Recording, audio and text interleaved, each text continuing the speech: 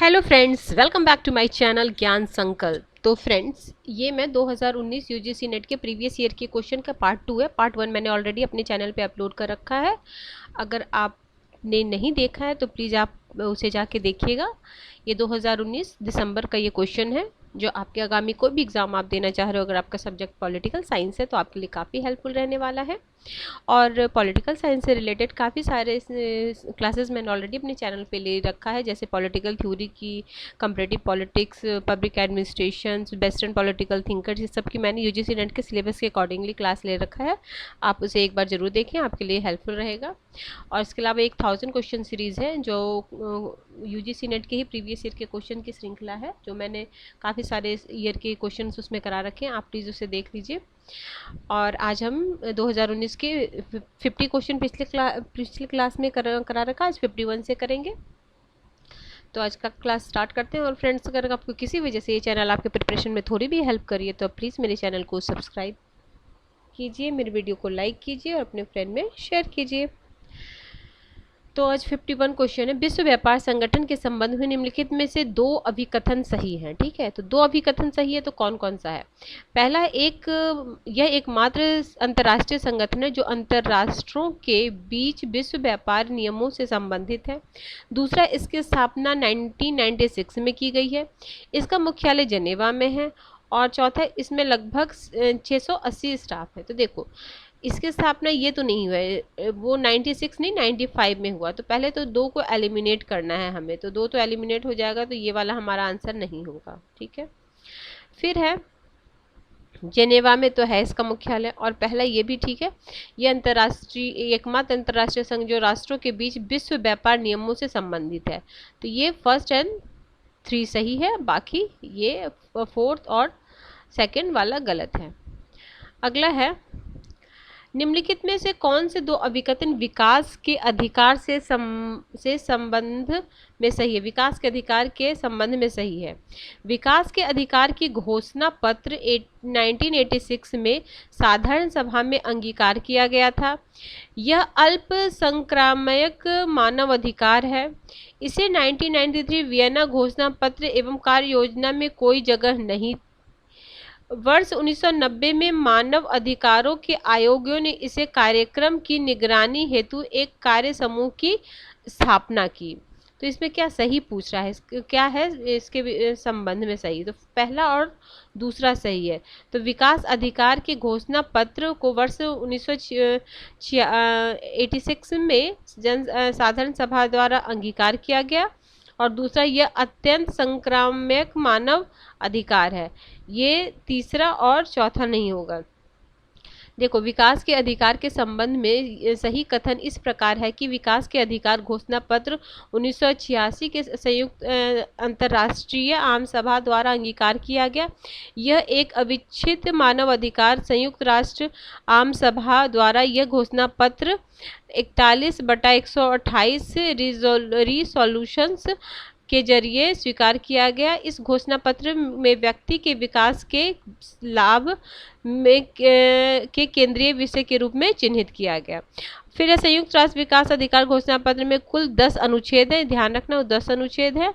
और इस घोषणा पत्र में आर्थिक विकास की प्रक्रिया को न्याय संगत, समतापूर्ण, भागीदारी युक्त, उत्तरदायी एवं पारदर्शी बनाने की बात की गई है। इसमें भोजन, स्वास्थ्य, शिक्षा, रोजगार, जीवन स्तर अधिकार का समावेश है। अगला क्वेश्चन है, निम्नलिखित में से कौन सा दो कथन कश्मीर को लेकर भारत पाक के बारे में सही है? तो सुरक्षा परिषद ने 1948 में पहली बार जम्मू कश्मीर के मुद्दे पर चर्चा की। दूसरा है, वाजपेयी ने परवेज मुशर्रफ के बीच 2004 में इस्लामाबाद में एक शिखर सम्मेलन हुआ। फिर युद्ध विराम रेखा के आर पार एक बार बस सेवा शुभारंभ वर्ष 2006 में हुआ। आगे है, वर्ष 2007 में समझौता एक्सप्रेस पर आतंकवादी हमला हुआ। तो हो जाएगा इसका पहला और दूसरा सही है। तो पहला और ये तीसरा चौथा गलत है। ये देखो, ये वाला सही है। पहला तो ये है, सुरक्षा परिषद द्वारा 1948 में पहली बार जम्मू कश्मीर मुद्दे पे, और वाजपेयी ने 2004 में इस्लामाबाद सेवा किया था। इसका थोड़ा एक्सप्लेन भी कर देती हूँ। ये तो दोनों सही है, बाकी ये पाकिस्तान इस्लामाबाद 12 सार्क 12वां शिखर सम्मेलन का आयोजन 2004 में हुआ था, ये 2006 बोल रहा है। युद्ध विराम रेखा एक बार से बार नहीं, ये तो नहीं। देखो, पाकिस्तान इस्लामाबाद सार्क में 12वां शिखर सम्मेलन 2004 में आयोजित हुआ, जिसमें भारत तत्कालीन प्रधान अटल बिहारी वाजपेयी ने पाकिस्तानी प्रवेश मिनिस्टर के साथ मुलाकात करके वो कश्मीर का जिक्र नहीं, आतंकवाद पर भारत के साथ साझा चिंता जताई और विज्ञान एवं तकनीकी के साथ साथ व्यापार की जरूरतों पर जोर दिया। जनवरी 1949 भारत पाकिस्तान ने संयुक्त सैन्य पर्यवेक्षण की नींव रखी 1949 में। United Nations military observer group in India and Pakistan. अगला है हथेली का सिद्धांत, जो है चीन के जो हथेली का सिद्धांत है उसकी जो 5 उंगलियां हैं वो कौन कौन से हैं। तो इसमें भूटान और नेपाल है, इसमें अरुणाचल प्रदेश है, सिक्किम है, लद्दाख है, इसमें मिजोरम, मणिपुर, ये त्रिपुरा और मेघालय। तो इसका ऑप्शन हो जाएगा फर्स्ट एंड सेकेंड। तो ये ऐसे ऐसे ऐसे बना के ऐसे 5 उंगली,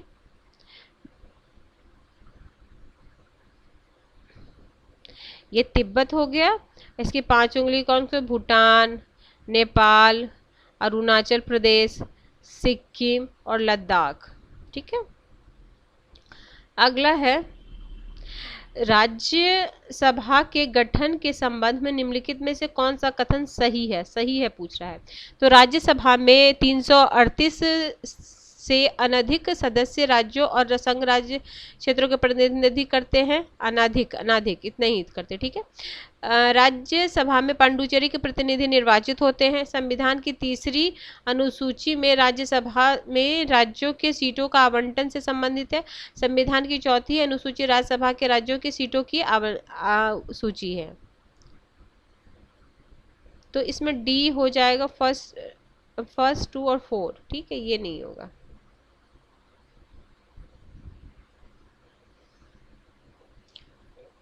अड़तीस होते हैं और 12 होते हैं उसके द्वारा राष्ट्रपति द्वारा मनोनीत, टोटल 250 है। अगला है निम्नलिखित में से किस आधार पर न्यायपालिका द्वारा उत्प्रेषण याचिका जारी की जा सकती है। तो क्षेत्राधिकार की कमी, सुने जाने का अधिकार, क्षेत्राधिकार की अधिकता, विधि की गलती। तो इसमें पहला और तीसरा, क्षेत्राधिकार की कमी और फिर है क्षेत्राधिकार की अधिकता, ये दोनों। अगला है भारत संविधान की उद्देशिका के संबंध में निम्नलिखित में से कौन से 2 अभिकथन सही है। तो न्याय, सामाजिक, आर्थिक और राजनीतिक विचार, अभिव्यक्ति, विश्वास, आस्था और पूजा की स्वतंत्रता, हैसियत, चरित्र और अवसरों की समानता, व्यक्ति की प्रतिष्ठा और सम्मान का आश्वासन देते हुए भाईचारा। तो पहला और दूसरा इसका सही है। न्याय, समाज, आर्थिक, राजनीतिक, विचार, अभिव्यक्ति और पूजा। ठीक है। आपको ना प्रियम्बल तो हमेशा अच्छे से याद होना चाहिए, कितने प्रकार की उसमें स्वतंत्रता दी गई है, कितने प्रकार की न्याय दी गई है, कितने प्रकार की समानता दी गई है। इसे मतलब प्रस्तावना से 1 से 2 क्वेश्चन हर एग्जाम में, जो भी एग्जाम दे रहे हो, आप हायर लेवल का एग्जाम दे रहे हो या आप नॉर्मल मतलब पीजीटी का भी दे रहे हो, तब भी इसमें क्वेश्चन आते ही आते हैं। अगला, उदारीकरण की सकारात्मक प्रभाव क्या है। तो विदेशी निवेश, बिल्कुल सही बात है। बढ़ा हुआ उत्पादन, ठीक है। बढ़ी हुई बेरोजगारी, तो इसको ही तो काट दो, फिर तो सही आ जाएगा आंसर फर्स्ट 2 और 4। अगला है रिक्स का फ्यूज्ड मॉडल में किस प्रकार आधारित, फ्यूज्ड मॉडल की बात हो रही, ठीक है, फ्यूज्ड। कृषि पर निर्भरता, समाज में उपलब्धि मूल्य, राज परिवार का प्रभुत्व, वस्तु विनिमय व्यवस्था पर आधारित आर्थिक व्यवस्था। तो देखो सेकंड वाला नहीं है, वैल्यू वाला नहीं होगा, सेकंड को एलिमिनेट करना था, बाकी ये फ्यूज्ड का हो जाए, ये हो जाएगा डिफ्रैक्टिव का, ये फर्स्ट 3 और 4। अगला है नव लोक प्रशासन प्रबंध के निम्नलिखित में से कौन से विषय हैं।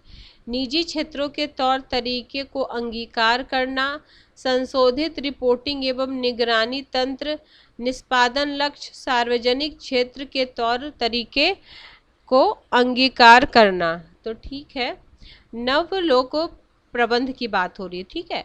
तो इसमें हो जाएगा फर्स्ट 2 एंड 3, ये सार्वजनिक क्षेत्र तौर तरीके को अंगीकार करना नहीं है। क्या क्या? निजी क्षेत्रों के तौर तरीकों को अंगीकार करना है, संशोधित रिपोर्टिंग एवं निगरानी तंत्र, निष्पादन लक्ष्य। तो तीसरा, ठीक है, 1 2 3। आगे है, भारत के लेखा नियंत्रक एवं महालेखा परीक्षक निम्नलिखित में से किसके आधार पर मूल्यांकन अध्ययन कर सकते हैं? 61 का है। तो ये स्वयं की पहल पर, वित्तीय समिति के अनुरोध पर, व्यवस्थापिका के निर्देशन पर, मंत्रालय के संगठन एवं विधि विभाग। तो इसका हो जाएगा 1 2 और 3, डी नहीं होगा। आगे है, लोक नीति की सार्थकता के बारे में निम्नलिखित कथनों में कौन से कथन सही हैं? लोक नीति सामाजिक आर्थिक विकास में सहायक है। लोक नीति राष्ट्रीय एकता एवं अखंडता को बनाए रखने में सहायक है। इसका मुख्य उद्देश्य व्यक्तिगत हितों की सेवा एवं सार्वजनिक समस्याओं का समाधान है। लोक नीति का उद्देश्य समाज में को उसकी बेहतरी के लिए सुसंगठित करना है। तो इसमें है 1 2 4। देखो तीसरा वाला नहीं, इसका मुख्य उद्देश्य व्यक्तिगत हितों की सेवा एवं सार्वजनिक समस्या का समाधान है। व्यक्तिगत हितों की नहीं है। लोक नीति सामाजिक आर्थिक विकास में सहायता करती है। लोक नीति राष्ट्रीय एकता अखंडता को बनाए रखती है, ठीक बात है। ये व्यक्तिगत नहीं होगा, ठीक है, ये एलिमिनेट हो जाएगा, बाकी हो जाएगा। अगला है संविधान 73 में संशोधन पंचायत राज्य को निम्नलिखित में से क्या प्रदान करता है? संवैधानिक दर्जा, ठीक है, वित्तीय स्वायत्तता, ग्रामीण आबादी से वंचित वर्गों का सशक्तिकरण, विकेंद्रीकरण योजना। तो इसमें ये हो जाएगा, ये वाला विकेंद्रित नियोजन नहीं है, बाकी ये तीनों है। आगे है 64 में है राष्ट्रीय जल नीति जो 2012 में बना था, उसकी क्या क्या विशेषता है? तो जल विनिमय प्राधिकार की स्थापना, जल पुनर्चक्रण पुनर्उपयोग को प्रोत्साहन करना, जल संसाधन की परियोजनाओं के रखरखाव में समुदाय की भागीदारी, जल उपयोगकर्ता एसोसिएशन को वैधानिक शक्ति प्रदान की जानी चाहिए। तो इसका हो जाएगा सारा कुछ सही है। Option B is the right answer. Next question है, निम्नलिखित में से कौन सा राष्ट्रीय स्वास्थ्य नीति 2017 के बारे में सही है?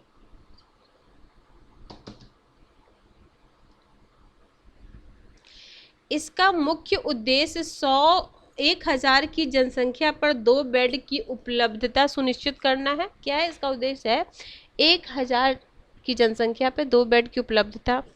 आगे है, ये समस्त सार्वजनिक अस्पतालों में मुफ्त दवाइयाँ, मुफ्त निदान और मुफ्त आपात स्वास्थ्य सेवाओं को प्रस्तावित करना। 2025 तक राष्ट्रीय और उपराष्ट्रीय स्तर पर समग्र जनन क्षमता कम दर को कम कर 2.1 पर लाना। 2020 तक 5 वर्ष से 23 वर्ष के बीच वाले बच्चों की मृत्यु दर। देखो ये वाला ना, ये बच्चे नहीं होंगे 5 से 23 वर्ष, तो इसी को एलिमिनेट करो, 4th को एलिमिनेट करो तो आ जाएगा आंसर। अगला है, ये क्या करना है, मिलाना है आपको। ये थिंकर्स है और इधर मार्क्स का अलगाववाद सिद्धांत, थ्योरी ऑफ एलिनेशन, ठीक है, किस बुक में है? तो ये है economics and the philosophical manuscript. तो यानी ए का तो 4th होगा, ए का 4th होगा। फिर अलगाव एवं वस्तुकरण, फिर है विसंबंधन का समकालीन सिद्धांत, फिर एक आयामी व्यक्ति विकसित औद्योगिक समाज विचार साहित्य। इसका डी हो जाएगा, तो हमें मैच करना है। ये हो गया आपका 4th में। सेकंड का हो गया 3rd जॉर्ज ल्यूकाच। फिर है विसंबंधन का समकालीन सिद्धांत, 3rd का हो गया आपका एरिक फॉर्म। देखो अब ये याद रखें, विसंबंधन का समकालीन सिद्धांत किनका? एरिक फॉर्म का है।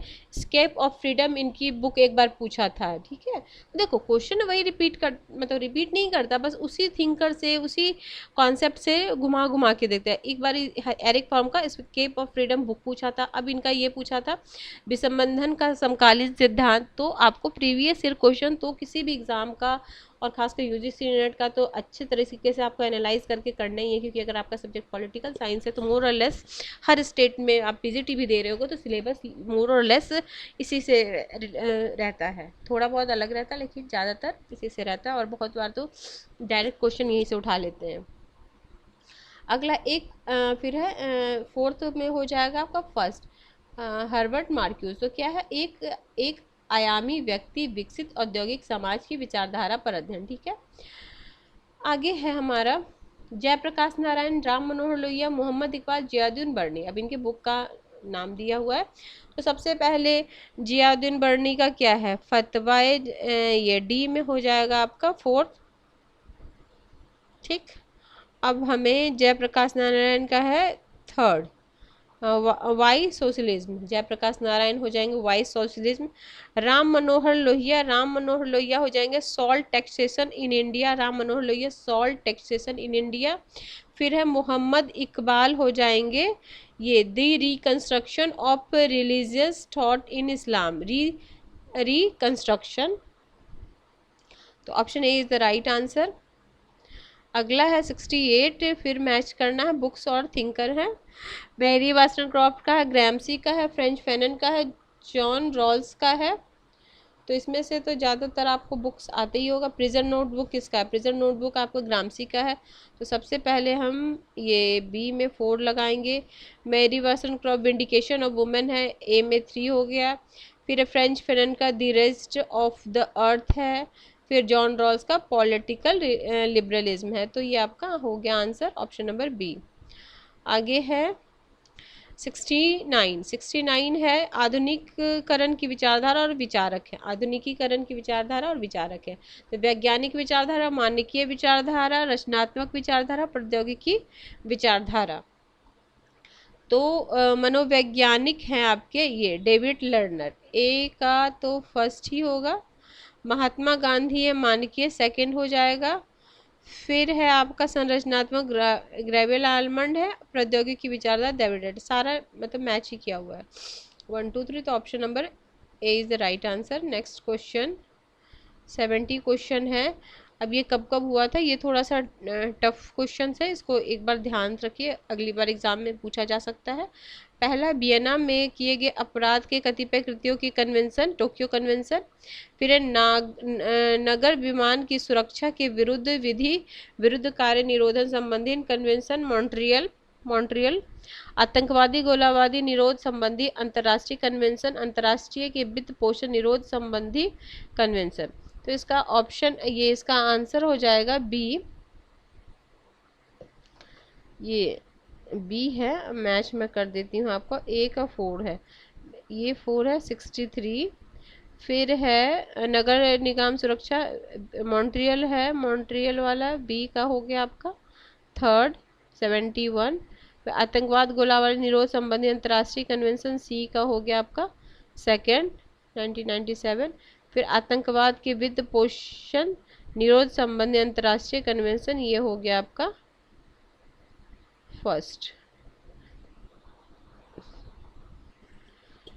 ठीक है, नेक्स्ट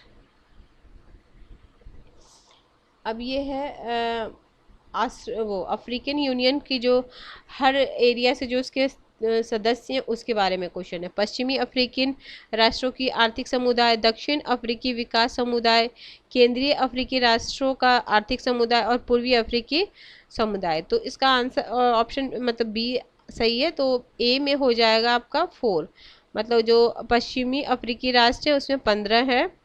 फिर है दक्षिण अफ्रीकी विकास में है आपको 16।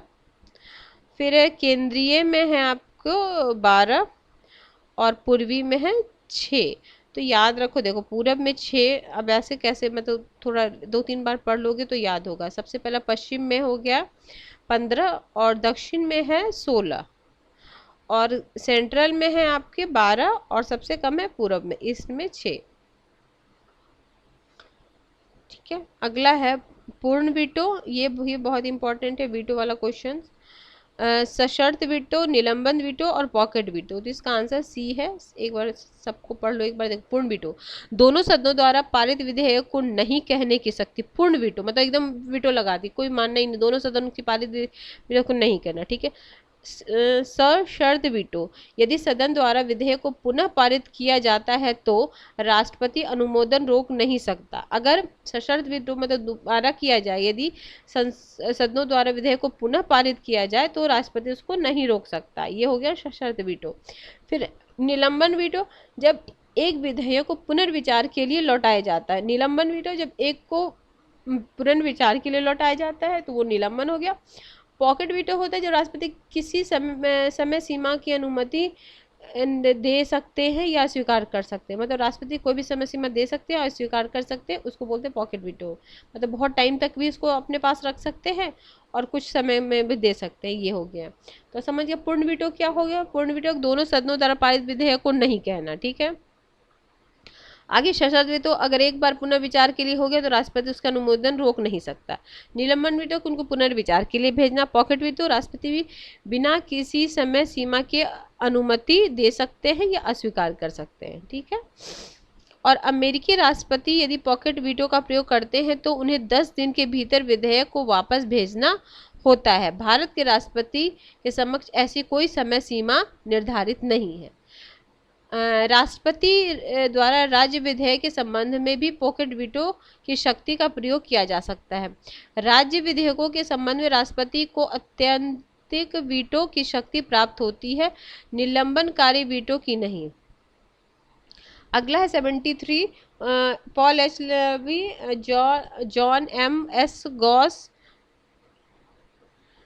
एल डी वाइट और डिमॉक, फिर है बिलोबी, फिर ड्वाइट वाल्डो।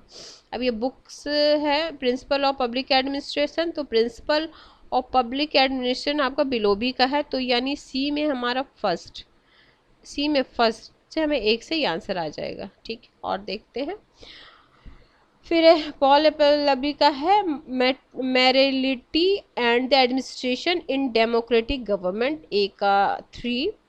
फिर है गॉस, डिमॉक, वाइट और का उनका हो गया आपका the frontier of public administration. फिर ड्वाइट वाल्डो का है, ड्वाइट वाल्डो का है idea and issues in public administration, ठीक है। आगे है आपका द्विकारक सिद्धांत, 2 फैक्टर थ्योरी, आवश्यकता के पदानुक्रम सिद्धांत, आवश्यकता का सिद्धांत, XY का सिद्धांत। तो सबसे पहले आवश्यकता का सिद्धांत आपको मैस्लो का है, तो ये हो जाएगा मैस्लो। फिर XY है क्या है, बी में हो गया आपको थर्ड, बी में थर्ड किस किस में है, एक से ही आ जाएगा। फिर 2 फैक्टर है हर्ट्जबर्ग का, 2 फैक्टर हर्ट्जबर्ग का है। और XY है मैग्रेगर का, ये XY डी में हो जाएंगे आपको मैग्रेगर, XY मैग्रेगर है। और आवश्यकता के पदानुक्रम हम करिए, आवश्यकता का सिद्धांत, देखो आवश्यकताओं का पदानुक्रम हो गए आपके मैस्लो, और आवश्यकता का सिद्धांत मैकीलैंड यानी सी में फर्स्ट, सी में फर्स्ट। देखो एक बार कंफ्यूजन नहीं रखना, आवश्यकता का सिद्धांत हो गया मैकीलैंड और आवश्यकता का पदानुक्रम सिद्धांत मैस्लो। और फिर 2 फैक्टर थ्योरी जो है, 2 फैक्टर कारक, वो हो गया आपके हर्ट्जबर्ग, ठीक है। और XY का सिद्धांत मैग्रेगर।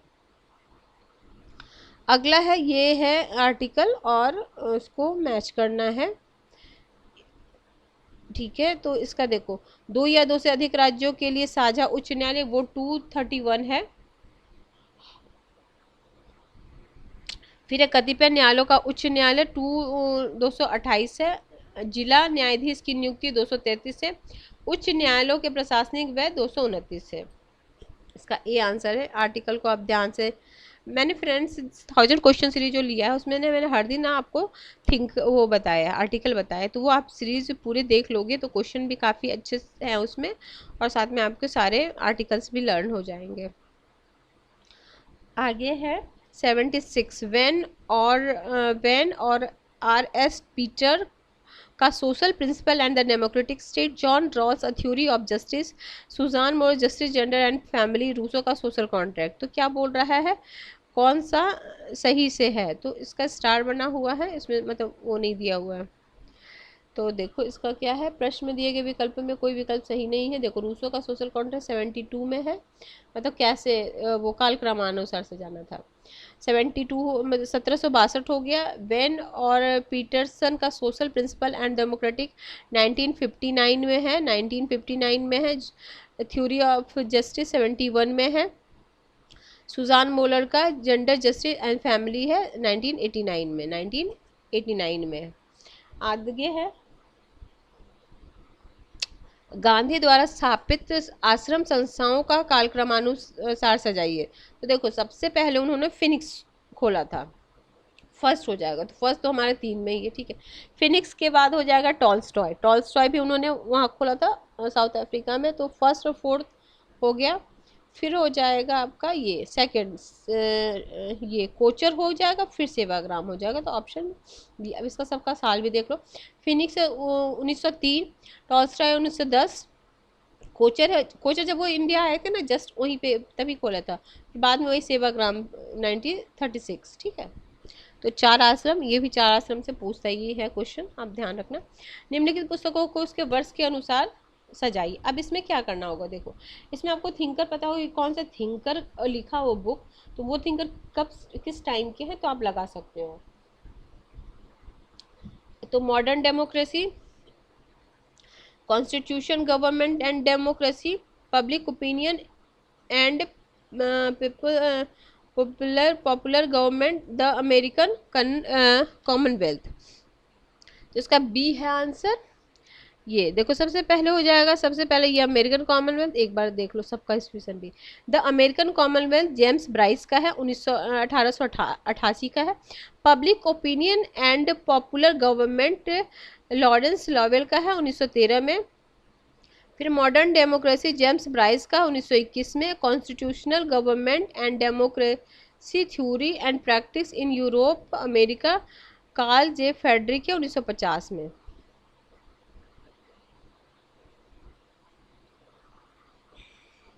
आगे है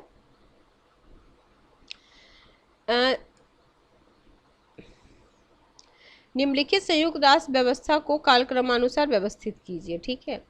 अंतर्राष्ट्रीय पुनर्गठन एवं विकास बैंक, बहुपक्षीय निवेश गारंटी एजेंसी, अंतर्राष्ट्रीय वित्त निगम, अंतर्राष्ट्रीय विकास संघ।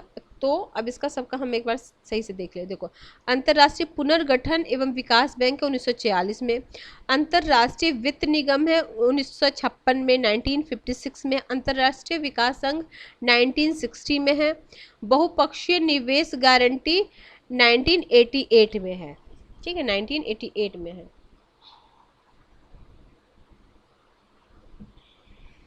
तो ये हो गया बी,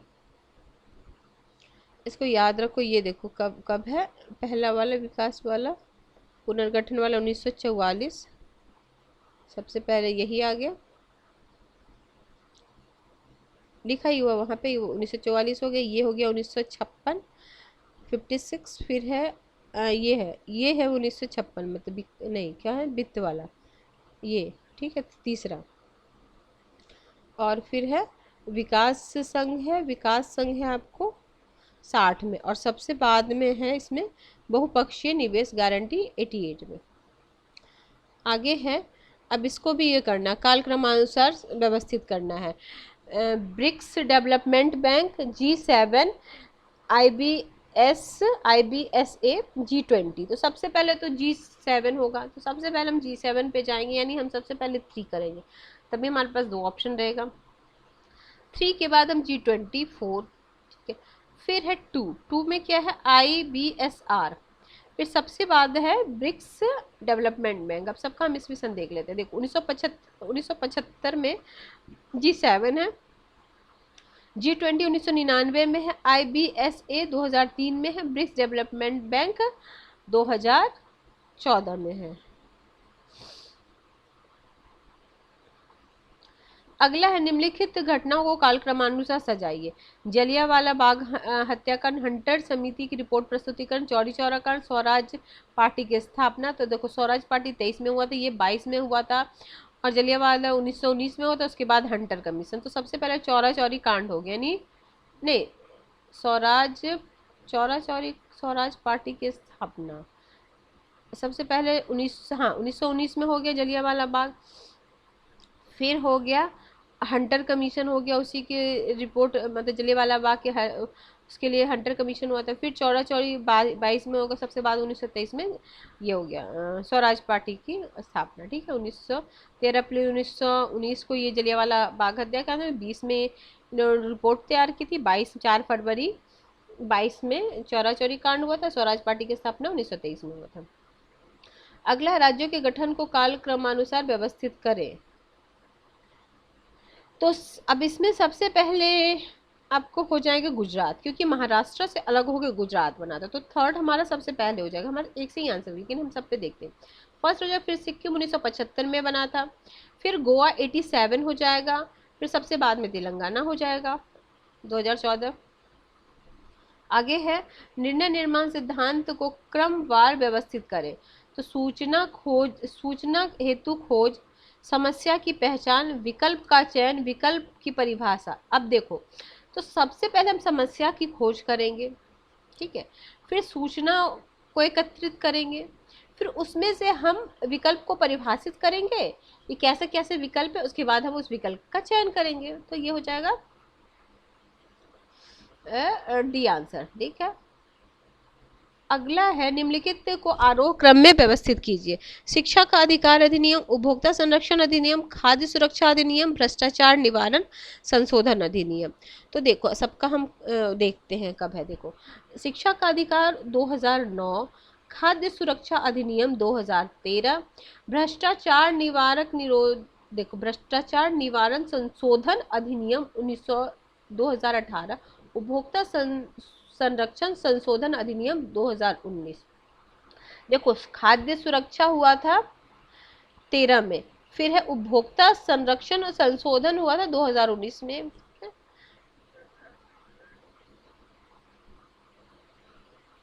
अगला क्वेश्चन है, द्वितीय प्रशासनिक सुधार आयोग में निम्नलिखित में से 4 रिपोर्ट को अपेक्षाकृत क्रम में सजाइए। ये रिपोर्ट मैं आपको, ये काफी इंपॉर्टेंट है।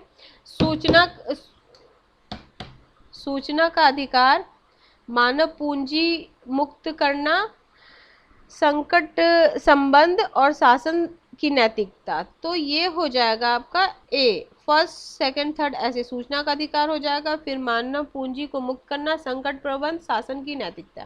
तो ये ए आंसर हो जाएगा आपका। ठीक है, और ये जो रिपोर्ट है ना, ये देखो, ये 4 तो हो ही गया है, 4 रिपोर्ट, ये बाकी 5वां पूरा है। इसको आप एक बार जरूर पढ़ लेना। ठीक है, ये स्क्रीनशॉट ले लेना। अगर आपको सही से नहीं तो रेजुलेशन बढ़ा के आप कर लेना, तो पिक्चर क्वालिटी सही हो जाएगी। दो, ठीक है, यूट्यूब पे। अरस्तु के ऐसे प्रथम विचारक थे जिन्होंने आगमनात्मक पद्धति को अपनाया, लेकिन ये आकस्मिक था। बिल्कुल सही बात है। और मैकियावेली के मामले में आगमनात्मक पद्धति का प्रयोग जानबूझकर हुआ। तो दोनों सही है, बट सही एक्सप्लेन नहीं कर रहा, क्योंकि वो मैकियावेली की बात कर रहा है और ये अरस्तु की बात कर रहा है, तो दो एक दूसरे को एक्सप्लेन नहीं कर रहा, बट दोनों बात सही है। फिर प्लेटो की अनुशंसा, मनुष्य की आत्मा में 3 घटक होते, विवेक, साहस और क्षुधा। ठीक है, राज व्यक्ति का प्रयत्न, तो दोनों सही है। तो सही मतलब व्याख्या नहीं कर रहा, बट दोनों बात सही है। संयुक्त राष्ट्र संघ की स्थापना 24 अक्टूबर 1945 को थे। इसका मुख्य उद्देश्य शांति। ठीक है, दोनों सही है, ये हो जाएगा। फिर है नीचे है, भारत एवं पाकिस्तान ने शिमला समझौता 1972 में हस्ताक्षर किया, और इस समझौते में कहा गया कि दोनों देश अपने विवादों को अन्य देशों की मध्यस्थता से सुलझाएंगे। तो ये हो जाएगा ए सही है, बट आर गलत है, सी। ठीक है, 90 है, ये 90 क्वेश्चन। हर्बर्ट साइमन ने प्रशासन के सिद्धांत को रद्द किया। साइमन के अनुसार केवल लोकोक्ति और वो है, तो दोनों सही है, सही एक्सप्लेन है। ठीक है, अगला है, देखो ये पढ़ के वो करना है, क्या नाम है, इसको पढ़ लो, फिर इसका क्वेश्चन सॉल्व करना है। ये दोनों पैराग्राफ ही है, तो आप एक बार देख लो, मैं रोक देती हूँ वीडियो को, इसको पैराग्राफ को पढ़ के। इसका आंसर ए हो जाएगा, दरिद्र है। फिर है इसका है बर्टन, फिर ये पढ़ के पैराग्राफ है, फिर आप कर लेना। ठीक है फ्रेंड्स, तो आज हमने 100 क्वेश्चंस कर लिए हैं, अपने 2019 के दिसंबर के क्वेश्चन को कंप्लीट किया है। नेक्स्ट क्लास में मैं नेक्स्ट ईयर के क्वेश्चन लेके आऊँगी। तो अगर आपको किसी वजह से ये क्लास हेल्पफुल लग रहा है तो आप प्लीज़ मेरे चैनल को सब्सक्राइब कीजिए, मेरे वीडियो को लाइक कीजिए और अपने फ्रेंड में शेयर कीजिए। Till then bye bye, see you in next video.